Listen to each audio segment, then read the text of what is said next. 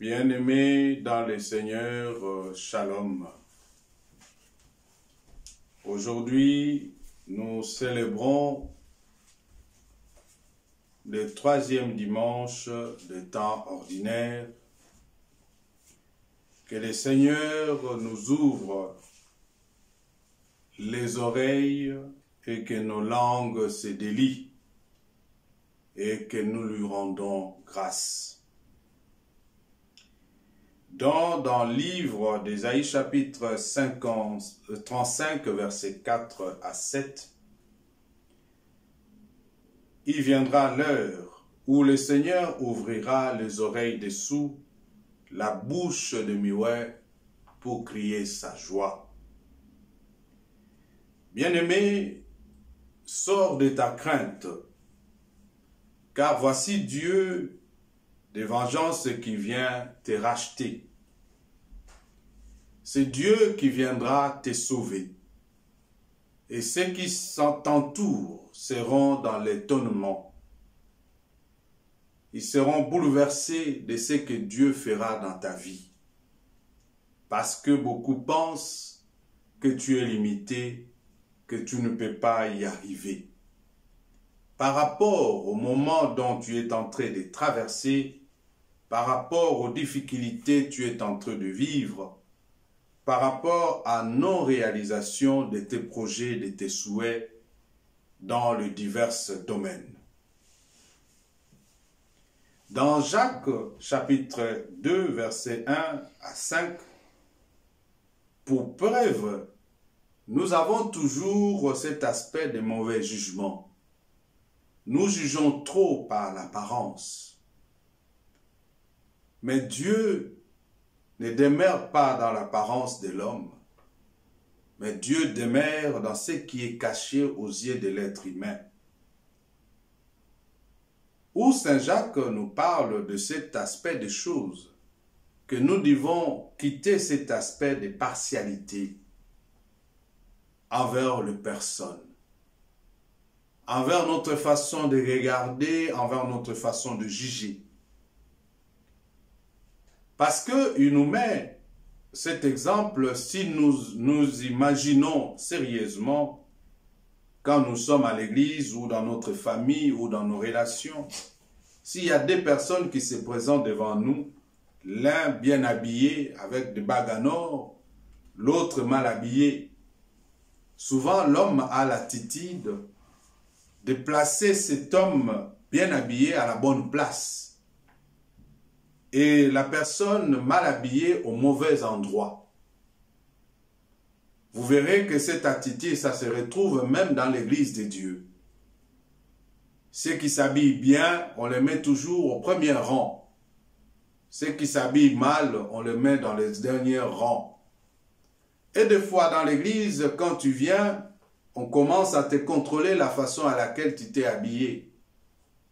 Et des fois, on te dit, tu ne peux pas entrer à l'église parce que tu n'es pas bien habillé. Mais ce n'est pas à nous d'acheter les habits à cette personne. Est-ce que ce n'est pas à nous aussi d'offrir à cette personne?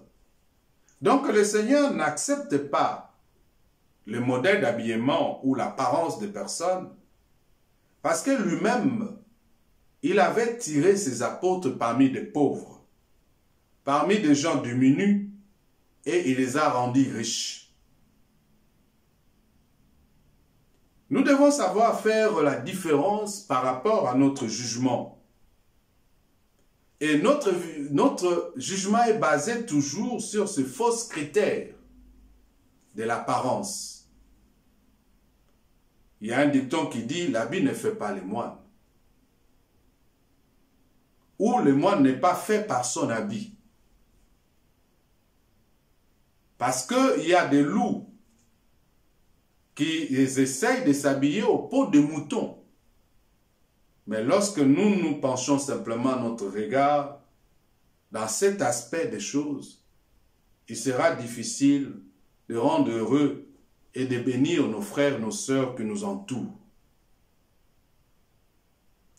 Par cet aspect, Jésus a fait quelque chose de merveilleux.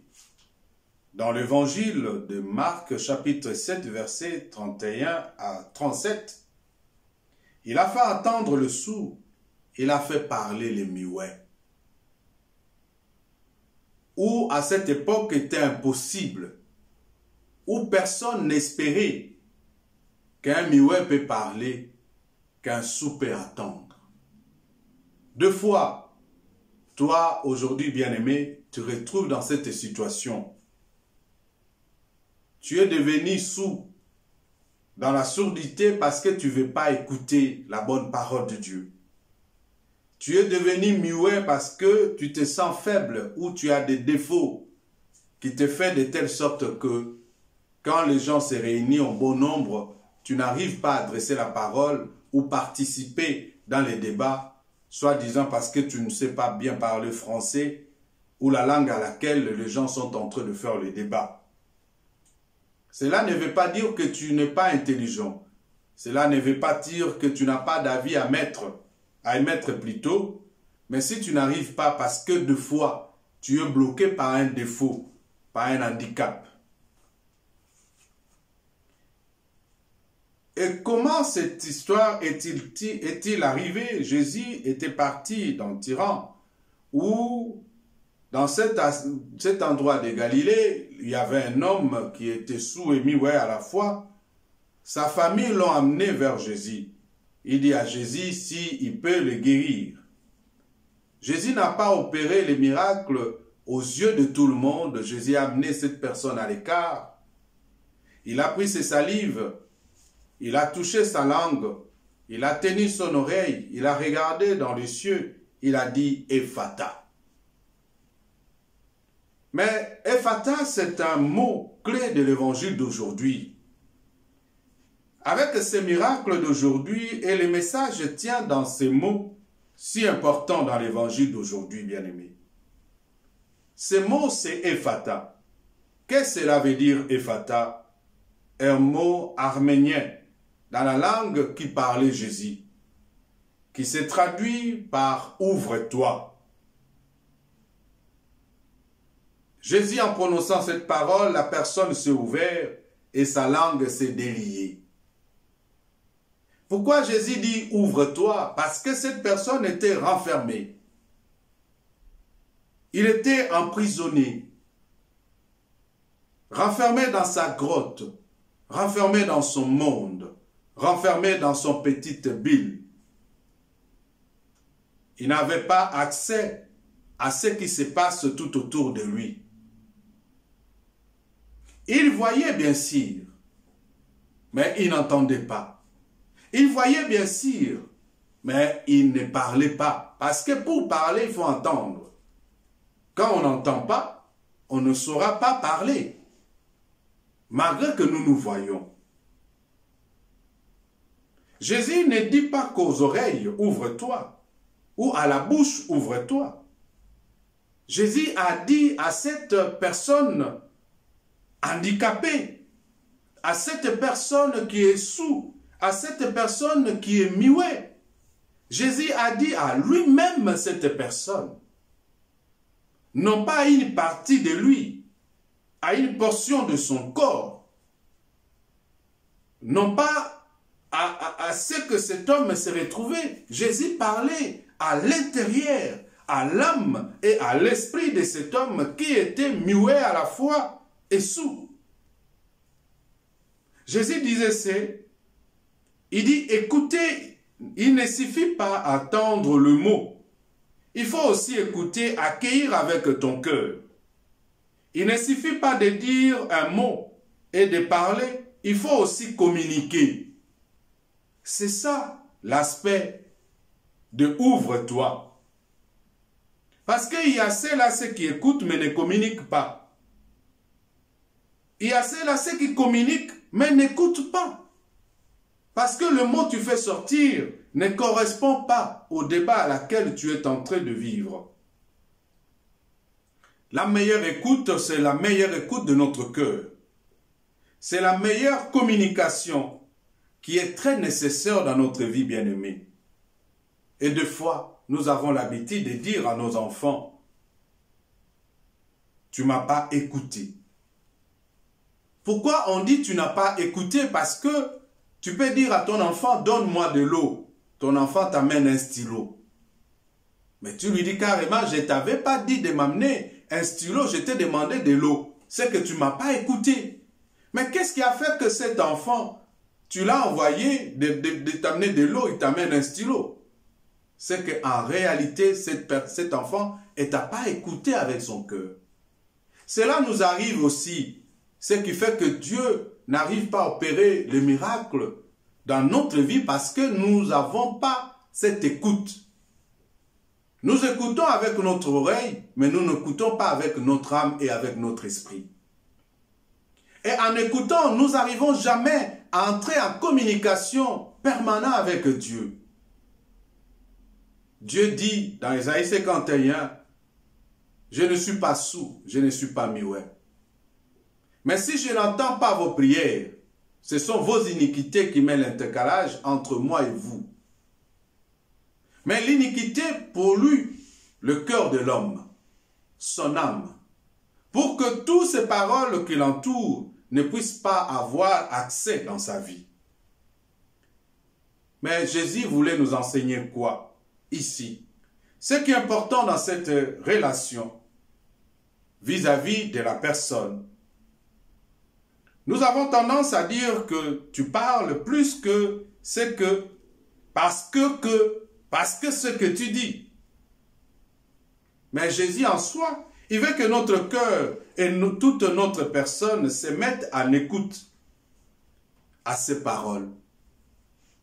Ces paroles, il nous dit à l'écart, dans l'intimité de notre cœur. Il veut guérir, sauver toute personne donnant un sens à notre vie. Entendre parler dans son image pour nous faire comprendre comment ouvrir notre cœur aux paroles de Jésus et de dire autour de nous, lorsque l'occasion se présente, de venir à notre façon de témoigner l'évangile de Jésus-Christ. Ce Seigneur, c'est à l'écart qu'il opère des miracles dans notre vie. Si nous accueillons le salut de Dieu avec Jésus bien-aimé, tous les miracles sont possibles. Voilà le message de l'évangile d'aujourd'hui. Ouvrez notre cœur à Jésus. Avec lui, vous verrez dans vos vies des changements et de belles choses.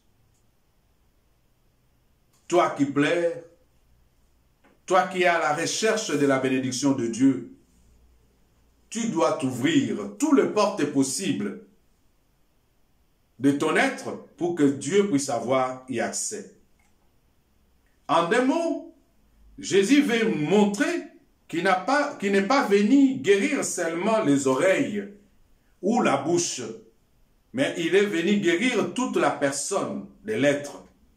Il vient de guérir la personne tout entière. Il apporte pas seulement les recettes de vie, les soulagements, le passage à nos maux, mais il donne un sens à toute notre vie. C'est cela le salut et dont Jésus nous a apporté. Bien-aimés, c'est ainsi que le Seigneur veut que nous puissions en retour lui saluer continuellement. Étant créature de Dieu dans notre vie, nous devons concrétiser cela. Comme il a été pour le sourd et le muet. Il changea totalement sa vie. Jésus nous changera pour mieux, nous aussi bien-aimés. C'est ainsi que je vous souhaite de tout cœur et que toutes ces choses vous arrivent aussi. Que vous parveniez à être touchés par ce miracle de Jésus. Jésus a besoin de te tirer à l'écart, non pas au milieu de la foule. Que vous soyez rien que vous deux, afin que Jésus opère des miracles dans ta vie. Si tu le dis, Seigneur, je suis prêt à m'ouvrir à toi. Je suis disposé que tu entres en moi. Et Jésus prononcera aussi ces mots, Ephata, et ta vie s'ouvrira et tu auras tout ce que tu en as besoin et tout ce que tu cherches dans ta vie, dans tous les domaines possibles. Ceux qui ont les oreilles, qu'ils entendent, ceux qui ont le cœur, qui les gardent, ceux qui ont la volonté, qui les mettent en pratique. Mettons-nous debout pour rendre.